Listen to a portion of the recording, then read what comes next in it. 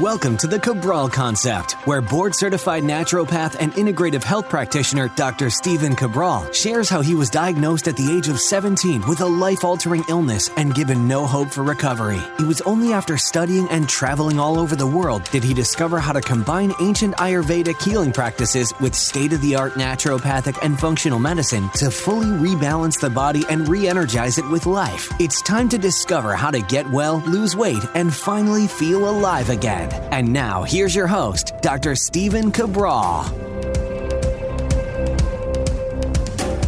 Welcome back, everyone. We're here today on the Cabral Concept. This is the intermittent fasting edition of the show. Love being able to bring you topics that have to do with one of the most popular and actually efficacious way to improve your overall health, body transformation, mood, and so much more. What I love to be able to do on the intermittent fasting shows is to bring you, though, the true, unbiased, both sides of the equation view of how intermittent fasting can be helpful, and when it's overdone, what does that look like? How do we bring it back into balance? But there's still so much of the world that is not engaging in even with a 12-hour intermittent fast. Now, the majority of the world, they would benefit from that, a minimum of a 12-hour intermittent fast. The only people who may not are those people that may have a medical condition that doesn't allow them to, or they've maybe adrenal-based issues where they maybe have hypoglycemia and HPA axis-based issues. Totally understand that.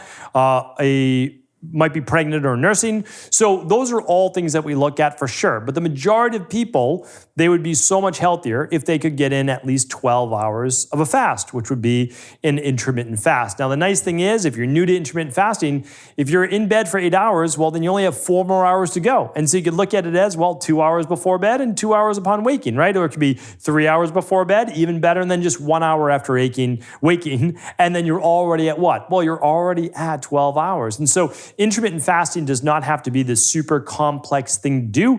You are literally just not going to consume anything except water or maybe herbal tea during those 12 hours. So the ideal way to do it would be the more hours before midnight, the more hours basically before bed. If you go to bed at 10, stop eating somewhere around 6. And then the 6 hours till midnight, we've got another 8 hours till 8 a.m. Let's say you wake up at 6 or 7. That's already 14 hours. So most people in our practice, they do about 14 hours of an intermittent fast. It seems to work great for them. Some people like longer, some people just a little shorter, and that's okay. I'm not going to go into that. I've done many, many shows on how long a fast is best for who, and then also when to do a longer fast, once a week, once a month, once a quarter, do a longer one, but that we'll just link up those shows. We have a whole category just on intermittent fasting. What I want to do, though, is make it easier, though, for those people that haven't really got into it yet, that have not really harnessed the power of doing an intermittent fast. So I approach this the same way I do in my practice as helping people to get to bed earlier. So let me share this with you. There's 2 ways to do it for intermittent fasting. Obviously, only one way to do it, getting to bed earlier. But when you're getting to bed earlier, to improve your overall sleep, because again, the more hours before midnight, the more beneficial based on the natural circadian rhythm. I talk about that in the rain barrel effect. I talk about that in terms of lowest level of cortisol production, what happens if you start to produce cortisol later at night, etc. Anyway, that's not today's show. So what we do is we work back 15 minutes per week, every single week until we achieve our goal.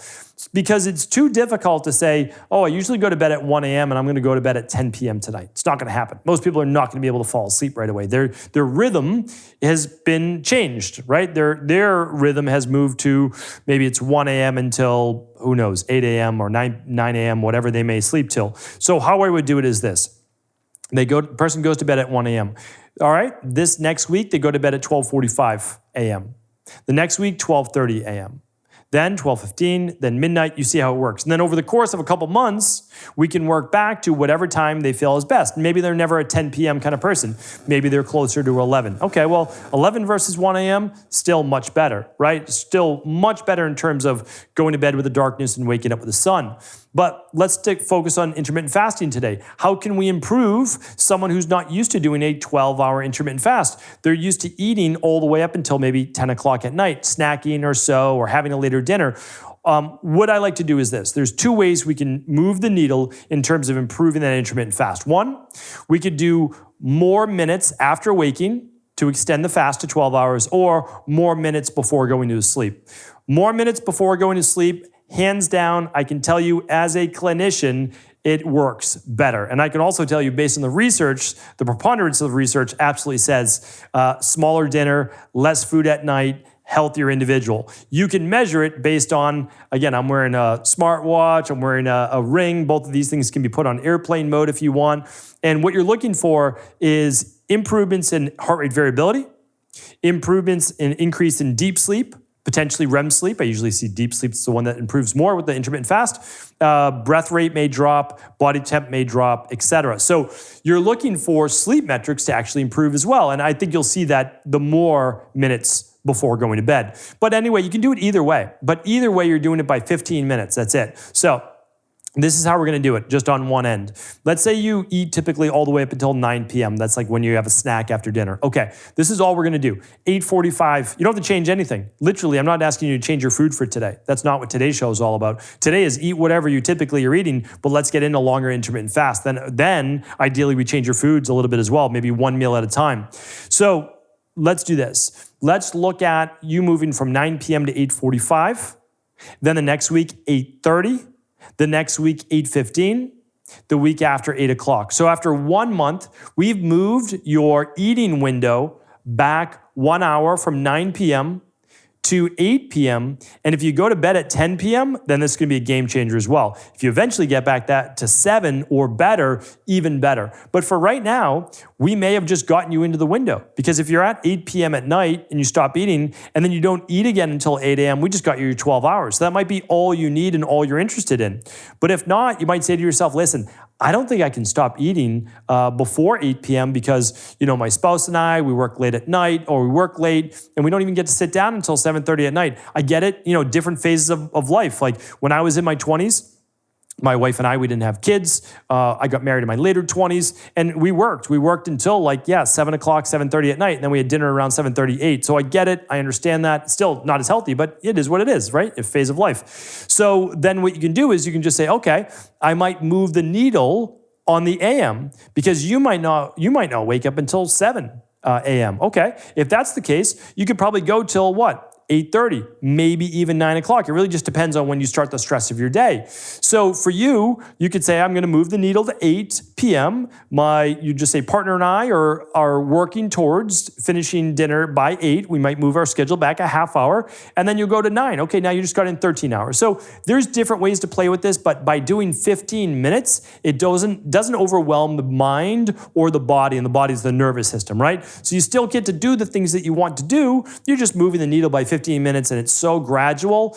Each day you just do the 15 minutes. The next week you bump it back another 15 minutes. You're going to be able to overcome that, no problem at all. So we've used that in our practice for sleep. We've used it in our practice for intermittent fasting, and I highly recommend it. There's one more thing that I wanted to share with you today, and that is, how do you make your fasting between meals that much easier? Right? Like how are you able to better balance blood sugar so that you're not snacking between all of your meals too? That they're not truly intermittent fast, but you're getting small fasts, right? You basically eat fast, right? That's what you're looking for if you do 3 meals a day, especially, and there's no snacking. So I just want to share with you 7 tips on that. These are things that I highly recommend, and it's just going to make fasting between meals, because you can call it that much easier. Basically, no snacking during the day. The first and foremost is that most people are just not hydrated. I've got a liter bottle right here, glass bottle, neoprene sleeve. You can see all of my recommendations. I don't own any of these companies. Bamboo lid. These are out stevencabral.com/resources if you're watching this on video. If not, you can go there, of course, anytime. But these are inexpensive things that make life easier. I know that if I drink 3 of these a day, I'm well hydrated, right? I've just gotten, how much is that? 12 glasses of water a day. Plenty of water for someone like myself. And I've got all sorts of shows on how much water you should drink per day. I'll link that up today at stevencabral.com/2664. I'll link up all the previous intermittent fasting shows there as well. Plus, like the Foundation of All Diets podcast, I'll link that there too. So stay hydrated. Like that's the thing. Make sure you are hydrated. There's all sorts of nuances to that, of not drinking a half hour before a meal, like a lot of water, not drinking for about, little sips of water throughout the meal, and then an hour or so later. But I don't want to get too deep into that today. These are just things to make sure that you're not snacking or just constantly eating throughout the day, right? Okay, the second one is this, staying busy, right? Because if you're not busy, that's why like after dinner, you have some downtime. Maybe like your first downtime for the day. You're like, I can sit on the couch, watching my favorite show. I could eat, right? And so then you start to snack again. So just keep yourself busy. I know you don't have to keep yourself busy before bed. I get that. That's going to be more developing different habits. I talk about that in number 7. But just, keep yourself busy. Don't focus on food the whole time. The third one is eat enough protein at each meal to be satiated until the next. Some people, again, like I'm not against carbohydrates, but if you only eat carbs, you may not be satiated. And if you are, it may not last for more than an hour, hour and a half, right? So get some protein at the meal. Number 4 goes along with this. Get fiber at each meal. Because if you get fiber and you get protein, those are going to be the 2 most satiating. It's more satiating than other types of carbs and fat. Fat's helpful. You want some good healthy fat at the meal. I'm not saying that. But protein and fiber, they're going to keep you the most satiated. The 5th one is eating nutrient-dense, low-calorie, high-volume foods. I'll be talking about that next week in the show, so don't miss next week's show as well. Because nutrient-dense, low-calorie, high-volume foods mean you can eat a lot of these foods. You can eat a lot of them. Very little calories and lots of nutrition, which is really what we want to be doing. The problem is, many of these diets we have now, they're devoid of these foods. So that's why we're not satiated. So we want lots of those foods. One of my favorites of those, low-calorie, nutrient-dense, high-volume, broccoli, right? It's only one. I'll give you lots of other examples, but that's one. Number 6, go for a light walk after each meal if possible. If it's not possible, maybe just after lunch. Maybe if you can't do it at lunch because you're at work, maybe you do it after dinner. Right? And so this light walk allows you then to not even have the ability to keep going back for more and more food, but also doesn't let the blood sugar get too high because that postprandial glucose spike, you keep things even, you keep things level. It's so much healthier for your body as well. All right, and the last one I wanted to give you as a quick tip is, because I'm telling you right now, a great day of nutrition, a great day of exercise, a great day of health, right? It can all be wiped away by some late night snacking. And it's tough. I'm not saying it's not. Like if there are foods in the house and I see them, I'm like, I could eat that. I could eat some of this. And that's why we have to be careful of the foods we even have in the house. But let's say you have kids and you keep things in the house, whatever it might be. The biggest tip I can give you is this. And it's so simple. And I've been using it since my nutritionist and personal training days way back in the day. It's brush your teeth after your last meal of the day. It seems simple. I do it myself.